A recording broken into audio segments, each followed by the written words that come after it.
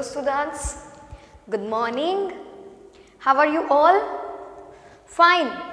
Okay students, good. जय Shri Krishna. Student last lecture में हमने चैप्टर नंबर 8 कंपेयरिंग क्वांटिटीज के अंदर question number 1, question number 2 and question number 3 आधा किया था, है ना. 2 पेज पूरे कंप्लीट कर लिए हैं. आज हम क्वेश्चन नंबर 3 जहाँ से बाकी है वहाँ से आगे स्टार्ट करेंगे. तो you all are ready?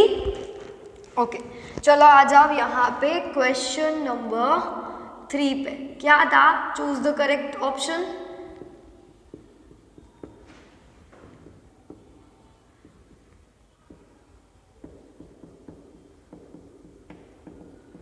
Clear? चलो अभी हमें क्या करना है, जो क्वेश्चन है उसका सिंप्लीफाई देके ऑप्शन देखना है. तो देखो क्वेश्चन नंबर 8 तक कंप्लीट कर लिया था. 9 से आगे जाएंगे तो 9th वन क्या कहता है. 9th देखिए, इफ CP यानी cost price is ₹240, CP is equal to ₹240 एंड SP is equal to ₹270, then the profit is blank percent. Profit is blank percent. Profit percentage में कन्वर्ट करना है. तो कैसे करेंगे? सबसे पहले प्रॉफिट कितना हुआ है वो फाइंड करेंगे. तो we have the formula profit is equal to SP minus CP. Selling price ज्यादा होगी तभी हमारा प्रॉफिट होगा. तो selling price minus cost price, यहाँ पे 270 माइनस 240, 0 में से 0 जाएगा तो 0, 7 में से 4 जाएगा तो 3 एंड 2 में से 2 जाएगा तो पूरा 0. तो प्रॉफिट कितने रुपए का हो रहा है? ये रुपीज में है ना कि परसेंटेज में. कितने का है? 30 का. अब हम प्रॉफिट परसेंटेज फाइंड करेंगे तो formula of profit percentage is equal to selling price. यहाँ पे जो प्रॉफिट हुआ होगा वो मल्टीप्लाई बाय 100. ये हमने देखी थी फॉर्मूला. प्रॉफिट कितना हुआ है? 30 का. यहाँ पे सेलिंग प्राइस नहीं, सॉरी, कॉस्ट प्राइस लिखना है. ओके, मैंने बोला सेलिंग लेकिन लिखा तो कॉस्ट ही है. CP यहाँ पे आएगा 240 मल्टीप्लाई बाय 100. अब 0 0 कट, यहाँ पे भी ये 0 है वो एज इट इज रहने दो. तो 3 8 जा 24, तो 8 बचेगा. अब यहाँ पे बचा 3 10 जा होता है ना, तो 3 तो कट, 10 10 जा होता है 100/8 होता है ना. तो 12 8 जा 96 एंड 4, 12 8 जा 96 एंड 4. तो आंसर आएगा 12 एंड 0.5. तो हम इसको कैसे कैलकुलेट करेंगे 100/8 को? अभी भी हम इसको सोल्व करेंगे तो और आगे आएंगे. देखो वही सही था लेकिन हमें पॉइंट में कन्वर्ट करना है. तो कैसे करेंगे? तो यहाँ पे लिखा जा सकता है 25 हो जा. यस और नो? यस, यहाँ पे लिखा जा सकता है 4 2 जा, कटिंग हो रही है उतनी हो जाने दो. तो 25 कट नहीं होगा, 25 एज इट इज. 4 कट होगा, 4 कर लो तो बचा 25/2. यानी कि 2 के टेबल में 25 नहीं आता, 24 आता है. 12 2 जा 24 और 1 25. यहाँ पे हमने किया था तो क्या आएगा? आया था 8 12 जा एंड 4. तो यहाँ पे 4 2 जा 8 होगा. तो 12 एंड 1/2 सेम, जैसा वो वाला भी सही था ये वाला भी सही है. ओके, दोनों सेम. लेकिन आपकी वर्कबुक में ये वाला आंसर तो है ही नहीं. आप बोलोगे कि मैम 12.5 आंसर है, तो इसको डिवीजन करो 25/2 को. 2 1 जा 2 यानी 0, ऊपर से उतारा 5, 2 2 जा 4, 5 में से 4 जाएगा तो 1, यहाँ पे 0 लिया तो 0.2 5 जा 10 यानी 0 0 हो जाएंगे. तो आंसर आएगा आपका यहाँ पे 12.5. 1/2 का मतलब भी 0.5 होता है, तो 12.5. क्लियर? तो आंसर लिखेंगे हम यहाँ पे 9th के अंदर 12.5%. 9 के बाद 10. CP is equal to ₹550. क्या दिया गया है? CP is equal to ₹550. चलो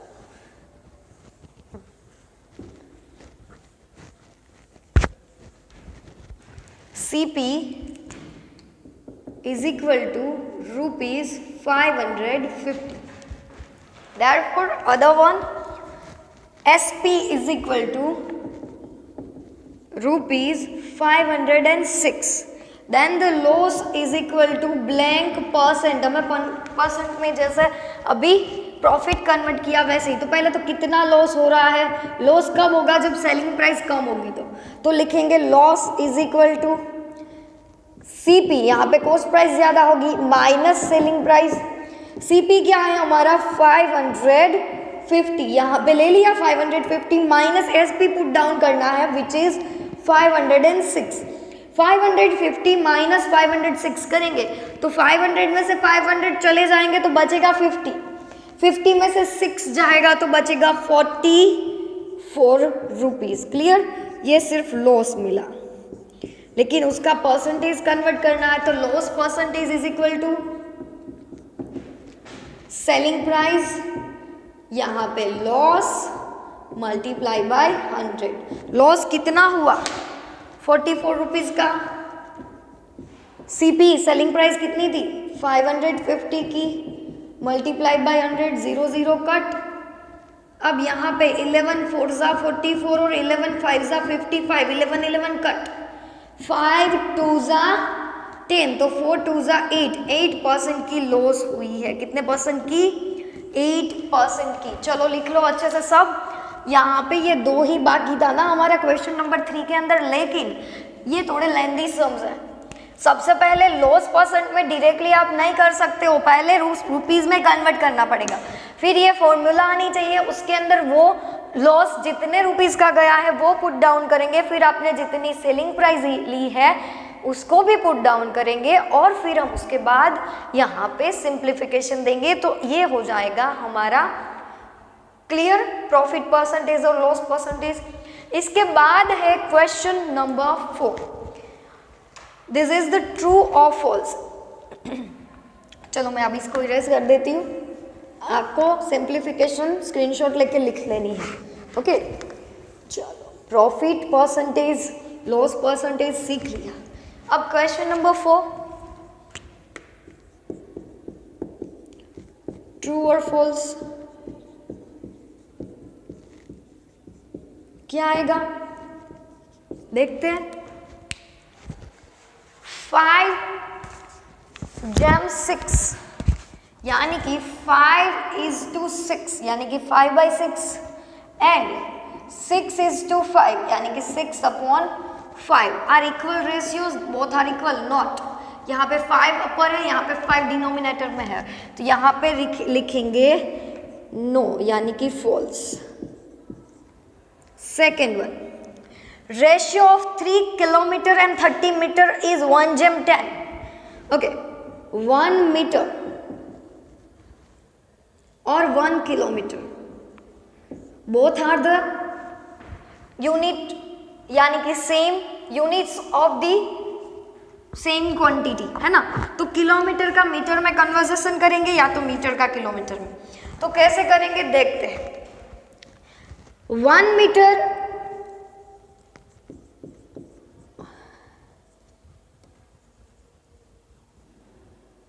100 metre that means 1 kilometre right. तो हमें चाहिए कितने किलोमीटर का रेशियो बोला है 3 किलोमीटर एंड 30 मीटर. चलो तो 330 metre is equal to blank है ना. तो 130 multiply by 1 divide by 100, 0 0 cut, बचा 3/10. ओके तो अब इनका रेशियो लेंगे हम. कैसा रेशियो आएगा देखो. 3 किलोमीटर को हमने कन्वर्ट किया नहीं किया, 3 किलोमीटर को तो एज इट इज रखा. 30 मीटर को कन्वर्ट किया तो आंसर आया 3/10। डिनोमिनेटर का डिनोमिनेटर वो न्यूमरेटर के साथ मल्टीप्लिकेशन में होगा तो 30/3, 3 10 30, तो रेशियो इज 10:1 और हमें बोला है कि रेशियो 1:10 आता है तो इट इज अ रॉन्ग, तो आंसर आएगा इसका false. Now third one, 1/2 is similar then 2/3।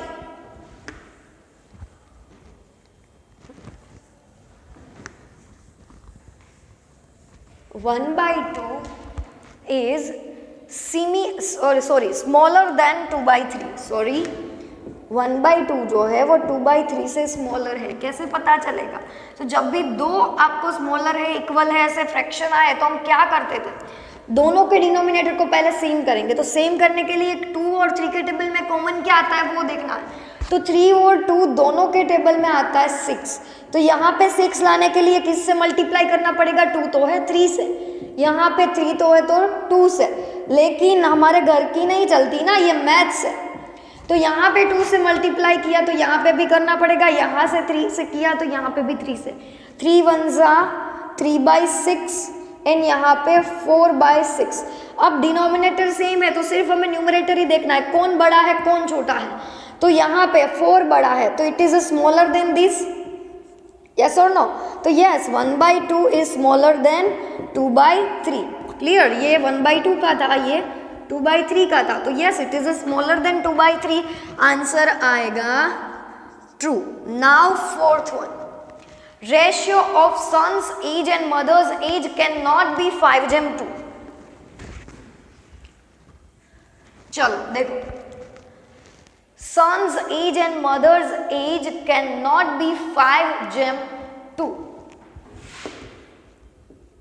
sons age and mother's age, देखो अगर सन की एज यहाँ पे कोई भी नंबर ले ले तो रेशियो है ना ये 5:2 का, तो यहाँ पे अगर सपोज x लेके हम दोनों का रेशियो भी लेंगे कि दोनों की एज को मिला के चलो 50 इयर्स होता है, जो कुछ भी, तो x की कुछ ना कुछ वैल्यू मिलेगी।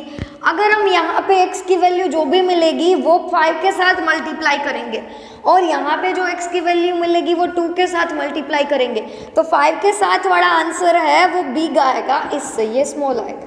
तो कभी भी सन की एज है वो ज़्यादा हो सकती है, माँ की एज से नहीं हो सकती, तो it is a false. Now fifth one, if the cost of 6 pence is ₹90, 6 pence की कॉस्ट है ₹90, 6 पेन की कॉस्ट कितनी है?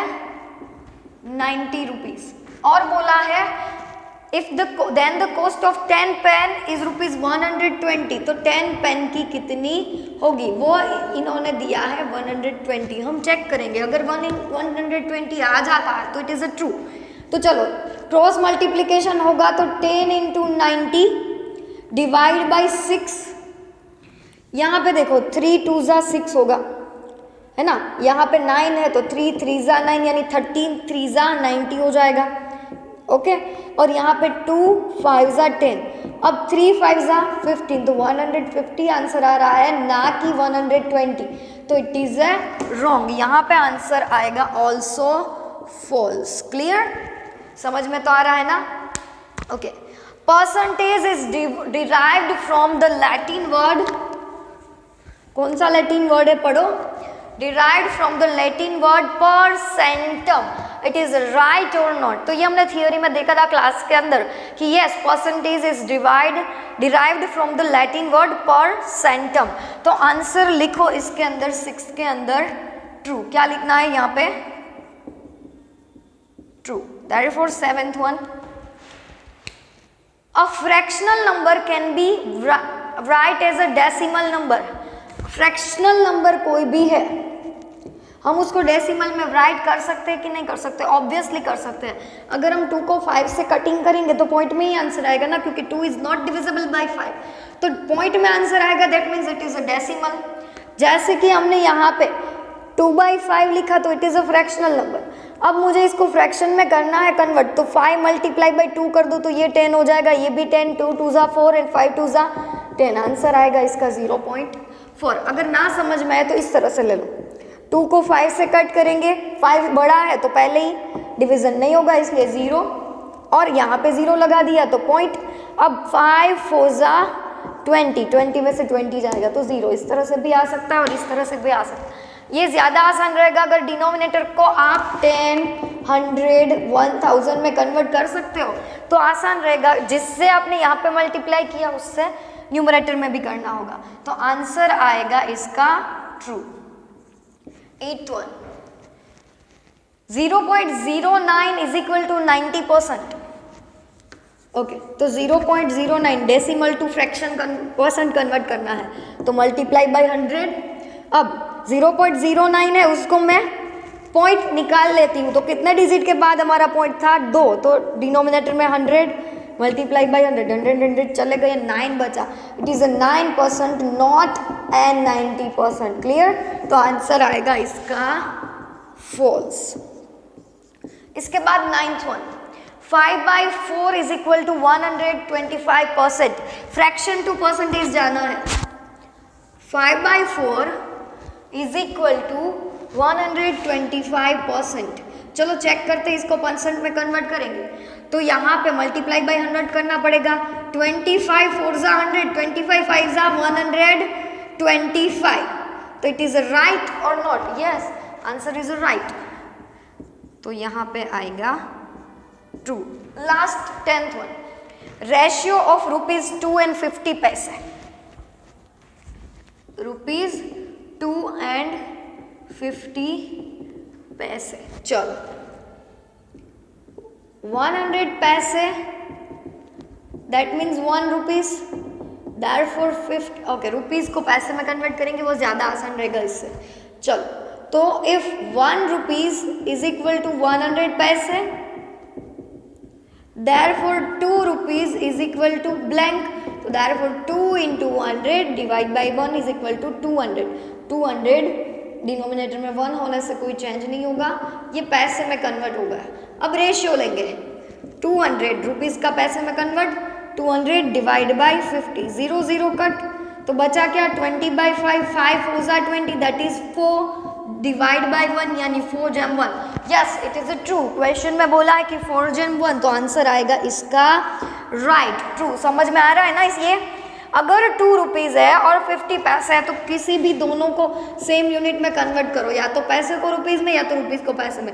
रुपीज़ को पैसे में करोगे तो आसान रहेगा, तो इसलिए मैंने कर लिया 200 पैसे को, सॉरी 2 रुपीज़ को 200 पैसे में कन्वर्ट, फिर 200 डिवाइड बाई 50 का रेशियो ले लिया, तो यहाँ पे कटिंग होके बचा 4 डिवाइड बाई 1। चलो ये सब अच्छे से लिख लो। यहाँ पे क्वेश्चन नंबर, थियोरी के सारे क्वेश्चन ये छोटे छोटे सब कंप्लीट हो गए। अभी नेक्स्ट हमारा जो क्वेश्चन है वो सम्स ही है पूरा का पूरा। ओके, तो ये आप अच्छे से लिख लो। नेक्स्ट हम सम स्टार्ट करेंगे, लेकिन वो सम्स है ना वो हम नेक्स्ट लेक्चर में स्टार्ट करेंगे। क्यों? क्योंकि अभी जो थ्योरी जो है वो सारी आपने समझ ली है, और आज हम यहाँ पे हमारे जो ये छोटे 1 लाइनर क्वेश्चन है वो सब हमने कंप्लीट कर लिए हैं। तो जो बड़े क्वेश्चन है वो नेक्स्ट लेक्चर से ही स्टार्ट करेंगे, तो ज़्यादा आपको भी मज़ा आएगा, यहाँ पे भी मज़ा आएगा। तो चलो होमवर्क के अंदर लिख लो पहले आज का सेम एज CW, यानी कि question number 3 and question number 4 of chapter 8 maths from workbook. Write down in homework book.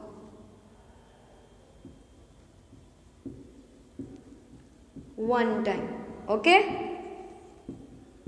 Ready? आ गया समझ में सबको? आज का होमवर्क दे दिया है और हमने क्वेश्चन जो बाकी के सारे थे वो भी कंप्लीट कर लिए हैं। तो आपको विथ सिंप्लीफिकेशन में, okay, from workbook write down in homework book with simplification, ऐसा लिखो विथ सिंप्लीफिकेशन। मैंने यहाँ पे सारी की सारी सिंप्लीफिकेशन दे ही होंगी। With simplification on right one time.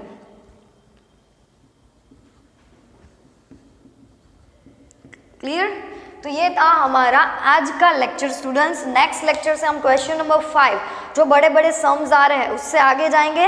तब तक के लिए जय श्री कृष्ण।